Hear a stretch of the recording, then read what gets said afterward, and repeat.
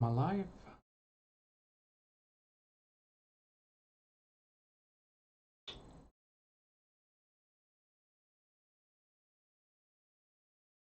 Oh, ladies and gentlemen, live for the second time today. And oh my God, I truly apologize for my sun video. I know you guys keep seeing it come on the stream, then it says the video deleted. It's on the stream, then it says the video deleted. So apologize for it because I try to put my logo in the beginning and the end logo onto the video and upload it and to edit it. And for some reason, I keep either editing the video from the little bit past the beginning, from the middle, and I don't know what's going on. It's just that the editing has been the worst. And then I noticed that Sun is actually very close to Ketu right now. Sun is very closely conjunct Ketu, and Ketu is about cutting things. So it keeps making me make mistakes on my Sun video that I did today live. So I'm going to be uploading it for the 5th time. Hopefully it is the final time that I'm going to upload this video. So that's my frustration. The second thing that I'm going to be talking about is the Navamsa series that we're going to start. So when I start this Navamsa series, I'm not just going to start from Venus, because I was planning to start from Venus in the first house, Venus in the second house, third house, fourth house, fifth house, right? And go with the planet. The reason why I wanted to start with Venus is because Venus is the Atmakaraka of Navamsa. It is the soul significator of Navamsa. And we are going to start, when it comes to the planets, I'm going to start it with Venus. I'm going to start it with Venus in the first house for the Navamsa ascendant. But before even that, we're actually going to understand the ascendant itself in Navamsa. Having Aries ascendant in Navamsa versus Taurus ascendant versus Pisces ascendant versus Leo ascendant means something.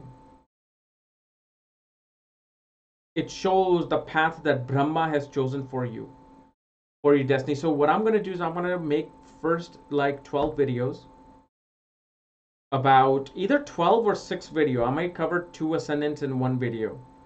Or what does it mean when you have an Aries ascendant? What is the karmic path that you're going to be walking on either later in life or through marriage? Versus what the Capricorn ascendant will show. Versus what Aquarius ascendant will show in the Navamsa. So I'm going to be, showing just the ascendant first. Then once the ascendants are done, then I'm going to be talking about, okay, let's talk about Venus in the first house in Aries, or Venus in the first house, second house, Mercury in the first house, second house, third house of Navamsa chart. So that's how the series is going to be going. So first we're going to cover just the ascendant. What does it mean to have Aries ascendant in Navamsa versus like you having a Leo ascendant in Navamsa? And the accuracy of time of birth now is very important. So if you think your time of birth is iffy, between 15 to 20 minutes, you shouldn't even watch those videos because you want to make sure your birth time is rectified. Sometimes people are on borders of 2 ascendants. Like Navamsa ascendant is changing within literally a minute, 20 seconds sometimes, 3 seconds. One time I had a chart which was changing in 1 second. 1 second, boom, changes to the other ascendant versus the other ascendant. So in that case, the birth chart with the Navamsa has to be rectified. And it's not that hard. And you can actually go to Bharat Ram, Dr. Arjun Pai, Sandeep. They do birth time rectification beautifully. I don't do it because it's time consuming for me. So I'm not going to do it. But you got to make sure that your birth time is accurate. And I know that was one of the questions that people asked in the last video when I was making that. And the other thing that you want to understand about Navamsa is in Navamsa chart, the aspects and conjunctions are counted and studied. Okay, so if let's say a person has very similar planets to another person, okay, Their birth chart is exactly the same. Navamsha is 90% same. The only thing that they're missing is that in that person's A chart, Jupiter is aspecting the seventh house. In person B chart, Jupiter is not aspecting the seventh house. And so that changes the dynamics of marriage, dynamics of timing of marriage. So, yes, I know astrologers who don't use anything. They don't use any aspects or conjunction in Navamsha, any yogas in Navamsha. But with the peoples that I've studied, you know, everything is counted in Navamsha. Aspects are counted in Navamsha. Conjunction is counted in Navamsha. And, the yogas, Raj Yoga, Dhan Yoga, Arishta Yoga, there's all kinds of Navamsha yoga that we'll discuss. So Navamsha itself has a certain set of yoga. But the thing about yoga is this. Yoga is something that you can, once you realize how a planet operates and what time it's operating, what is happening, you don't even need to worry about the name of the yoga. You will figure out the situation that in this time period, this is supposed to happen. And then the yoga could be forming on its own. But once you realize the certain steps of how a chart is being activated, how planets are aspecting, what planet is transiting, what dasha is running, automatically you can understand what situation is to happen here. Can they have an accident? Can they have a health issue? So a yoga will say at this particular time they can have a health issue. But if you don't know anything about that yoga, but you study the chart through aspect, conjunction, placements, dasha, you'll know, okay, in this particular time period, this person's supposed to be dealing with some health issue. So you don't worry about that much about yoga. It helps. Like your brain quickly connects with the planetary placements. Like, oh, this person has this yoga.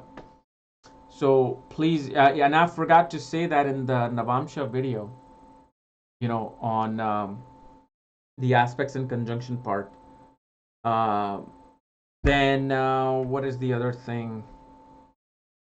Yeah, I think that's what I wanted to explore. But main reason I wanted to make this video is that my sun video that I have been trying to upload today is been giving me so many problems in the editing. I uploaded that video 4 times on YouTube. I had to delete that because I'm like, my video starting from the middle. Either something wrong with Adobe, my software, and it's not processing the full video because it's always starting from middle half. And stupid me, I'm not checking the video before uploading. So obviously I'm going to check the video this time. I'm going to make sure that the video is starting from beginning and it's ending where it's supposed to end, and everything that I wanted in the video is there. Otherwise I won't upload it. So the next upload you see on this, what the sun means, because I'm also doing the series now, quick series. Every other day I'll probably make the video what sun means, moon means, Mercury means, so you really get all the idea of what these planets do stands for, because that will help you in the Navamsha as well. That's why I actually started the series, because I'm like, that's going to help me with the Navamsha series. That's going to help you guys with the Navamsha series. Okay, so I think my editing is 10 minutes left in my editing. So once the 10 minutes are done, I will be uploading the sun video. Okay. So I don't know what else is happening, and the reason why there's trouble, like I said in the beginning of the video, Ketu, or Sun and Ketu are very close now, and Ketu's a scissor, it's cutting things. So, and I'm trying to edit my video on Sun. You see how it plays out, the matrix of this universe. I made a video on Sun. I'm trying to edit that video, putting my logo in the front and back, but somehow Ketu's not agreeing with it. It's like, no, go back, fix this, go back, fix this, go back, fix that. But I'm like, I fixed it. Just process it, please, Ketu. Please, Ketu. I'll make a movie on you if you process my video properly this time. I'll make a movie on you. I promise. So, yes, quick video. Just wanted to let you all know who are like pissed at me and sending me messages on Facebook. Why do you keep deleting the video? Yes, I am just as frustrated as you are. I'm like, can I just go and do something else instead of me just worrying about this video for the past 6 hours.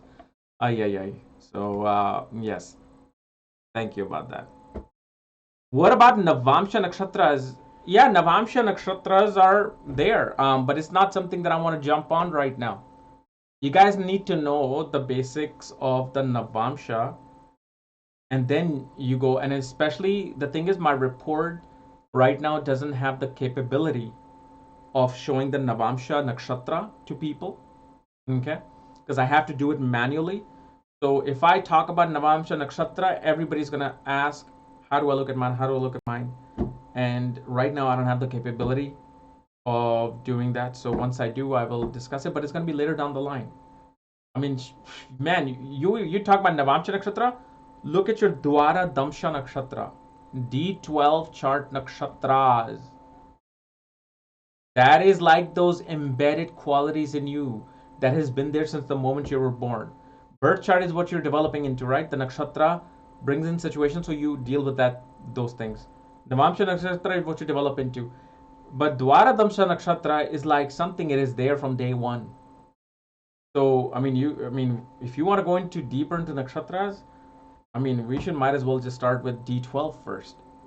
So that is a way thing. But again, like I said, I do discuss your Navamsha Nakshatra in the reading that I do. But in that, I have to manually send you that little chart. It's not printed in the report, so it's a lengthy process on that side.